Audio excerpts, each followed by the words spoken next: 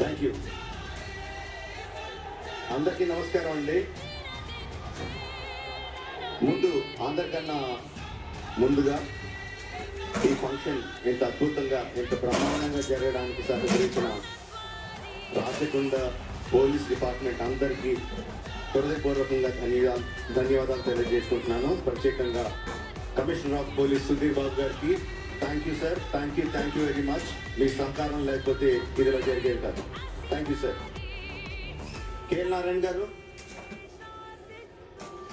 నన్ను మహేష్ని కలిపినందుకు thank you.